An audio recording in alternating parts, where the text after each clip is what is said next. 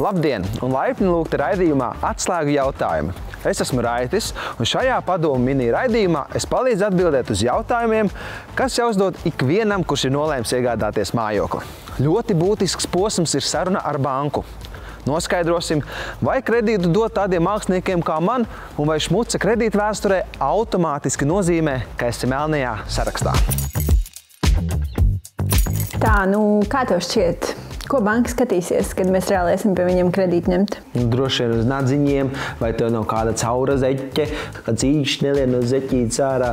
Droši vien skatās, cik tu daudz naudiņu aizgājusi uz manikīru, pedikīru, make-upu un vispār pārējiem, un visam tamām internetu veikala izdevumiem. Un kā tad ir ar taviem izdevumiem? Padomā, cik tu par moča detaļām esi šo sezonu iztērējis? Tad viņš nomierinamies, jā? Atslāpsti. Viņi droši vien vienkārši skatās mūsu ienākumus, tas ir viss. Tā kā mūsu kopējos. Jā, absolūti. Principā, kredīta izsniegšanas procesā banka ievāc pilnīgu visu informāciju, ko par klientu var iegūt. Kādēļ banka to dara?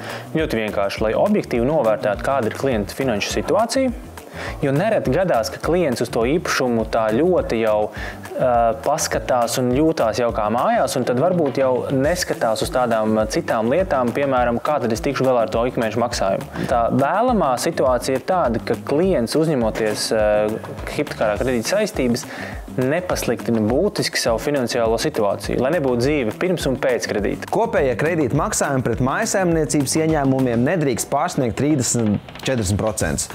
Bet tas, ka tu esi mākslinieks vai tiktokers ar neregulāriem ienākumiem, nenozīmē, ka tev nav iespējas dabūt kredītu. Tas process ir nedaudz citādāks, bet viss kārtībā. Arī mana vecmāmiņa īsti nesaprot, ar ko es nodarbojos. Ienākumus mēs izvērtējam katram klientam individuāli un saprotam to, ka profesijas ir dažādākās, ienākumi ir dažādākie, līdz ar ko saprotot konkrētā klienta nodarbošanos, tas var būt uzņēmuma īpašnieks, tas var būt pašnodarbināta persona, pieprasām attiecīgi dokumentus viņa profesijai atbilstošus. Kā tiek maksāti ienākumi. Un arī pašnodarbināta persona, kas deklarē ienākumus reizi gadā, var dabūt kredītu, un attiecīgi šādu klientu mēs izvērtējam jau gada griezumā. Sākumā var arī paspēlēties ar kredītu kalkulatoriem. Tas ir labs sākums. Bet, lai iegūtu pilnu ainu par savām kredīta iespējām, dodies uz bankām un noskaidro sev pieejamo summu un noteikumus.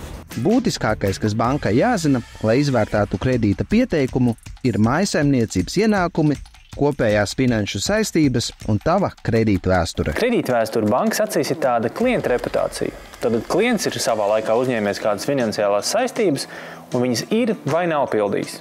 Ja klients nepilda savas uzņemtās finansiālās saistības par citiem kredītiem, par telekomunikācijām, par internetu vai par jebko citu, par ko bankai ir pieejama informācija, tas veidot jau negatīvu priekšstatu par klientu. Tātad kādam viņš ir apsolījis, bet nav izpildījis.